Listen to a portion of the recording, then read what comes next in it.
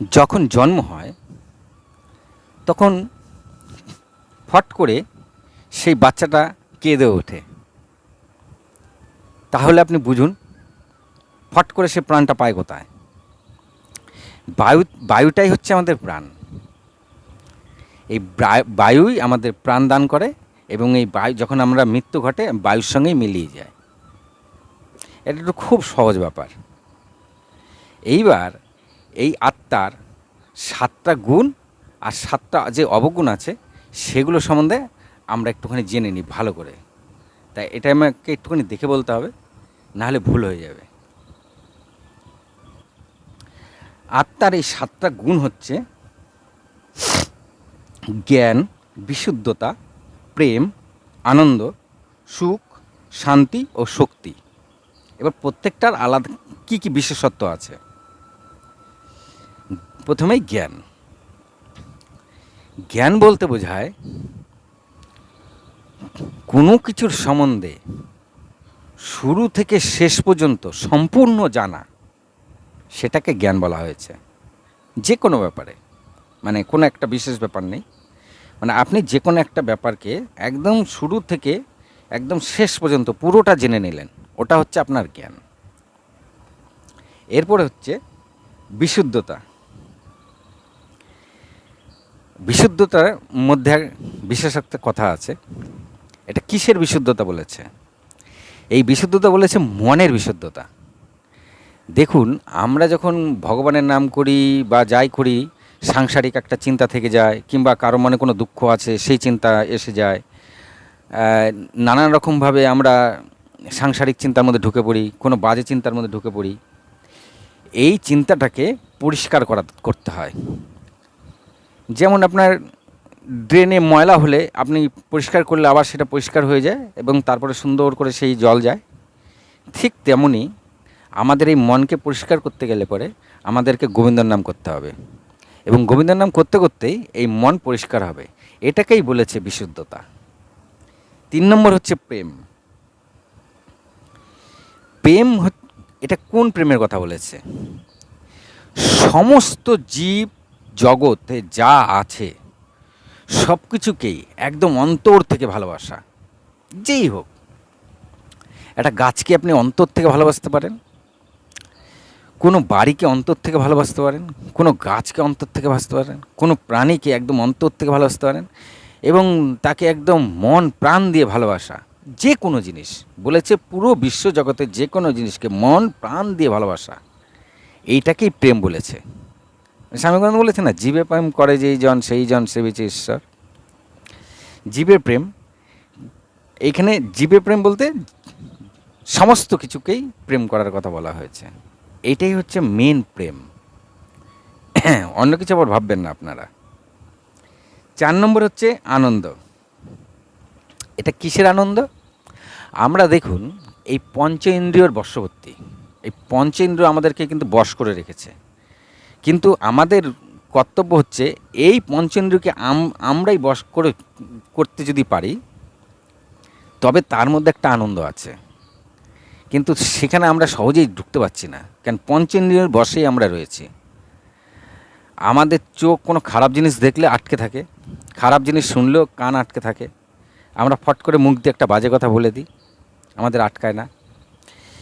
এই যে ইন্দ্রিয়গুলি, এই ইন্দ্রিয়কে আপনি যখন বশ করবেন, সেখানে একটা আনন্দ আছে। এখানে সেই আনন্দের কথা বলা হয়েছে। 5 নম্বর হচ্ছে সুখ। সবচেয়ে সুখ কিসে? এখানে বলছে যে সবচেয়ে পৃথিবীর মধ্যে শ্রেষ্ঠ সুখ কিসে? সেটা হচ্ছে দান করা। আপনি পেয়ে যত না সুখ পাবেন, কারোর কাছ থেকে কিছু পেলেন, একটা কিছু গিফট টিফট, তাতে না যা আনন্দ পাবেন, তার থেকে যখন আপনি কাউকে কিছু দেবেন, ওতে তার থেকে কয়েক গুণ বেশি আনন্দ।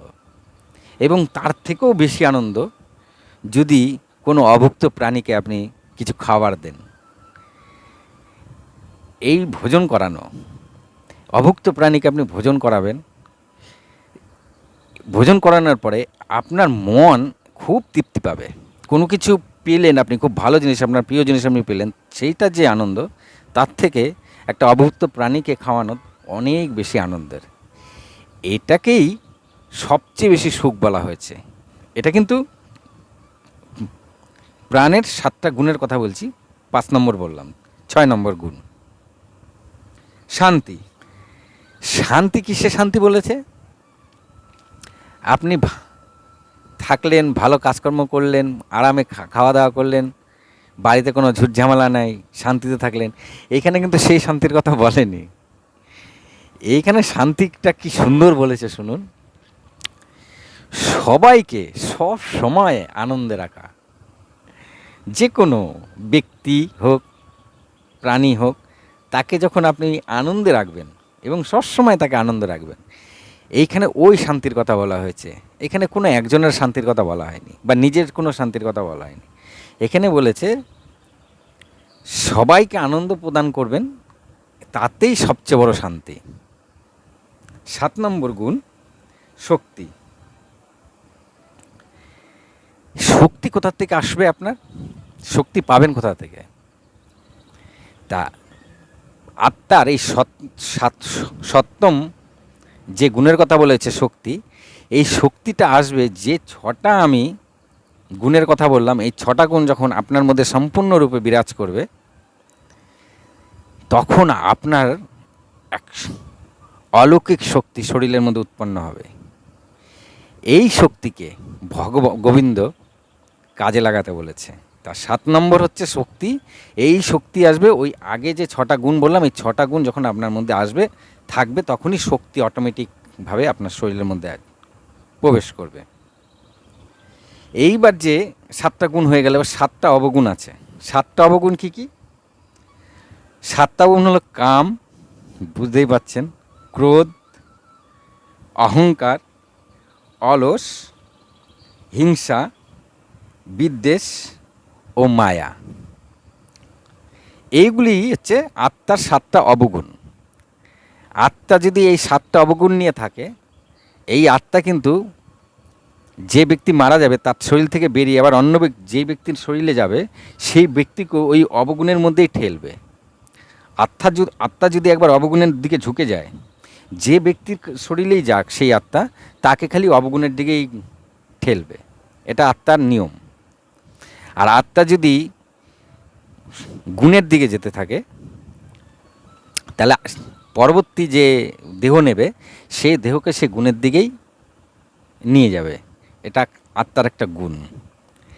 এইখানে যে অলসের কথা বলা হয়েছে, একটাই বলছি খালি, এই অলস কিন্তু শুয়ে বসে থাকা, কাজ না করা, সেই অলসের কথা বলেনি। এখানে এই অলসের কথা বলা হয়েছে যে ভগবানের নাম মোটেই করে না, ভগবানের ধার কাছ দিয়েও যায় না, তাকে অলস বলা হয়েছে।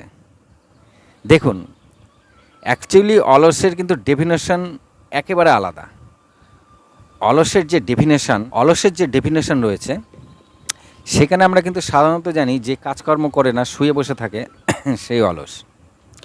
কিন্তু একটা জিনিস তার সঙ্গে আমি বলে দিচ্ছি, এর সঙ্গে আরেকটা জিনিসও ধরে নেবেন, আপনি সারা দিনে যা যা করেন সবই কিন্তু কার্যের মধ্যে পড়ে। তা যে ব্যক্তি যদি ঘুমিয়ে স্বপ্নও দেখে, সেটাও কার্যের মধ্যে পড়ে। আর মেন ডেফিনেশন হচ্ছে যে কিছুই করে না, সে হচ্ছে অলস।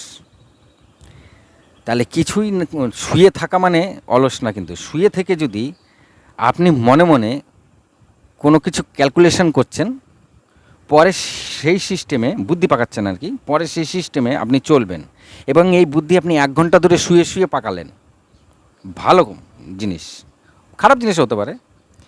তা সেই যে শুয়ে শুয়ে আপনি ভাবলেন, তা সেটা আপনার ব্রেন কাজ করলো। তাহলে এখানে আপনি এই যে 1 ঘন্টা শুয়ে শুয়ে বুদ্ধি প্ল্যানিং করলেন, তা এখানে অলস বলেনি। যে 1 ঘন্টা উনি শুয়ে থেকে কোনো কিছু একটা প্ল্যানিং করেছে, তা শুয়ে থাকা মানে অলস নয়। শুয়ে থেকে কোনো ব্যক্তি যদি কোনো ব্রেনের কাজ করতে থাকে, তা সেটা কার্যের মধ্যেই পড়েছে। মেন অলসের ডেফিনেশন শাস্ত্রে যেটা দিয়েছে, ভগবানের কাছ থেকে যে দূরে থাকে, ভগবানের কথা মোটেই শুনতে পারে না, সেটাকেই অলস বলা হয়।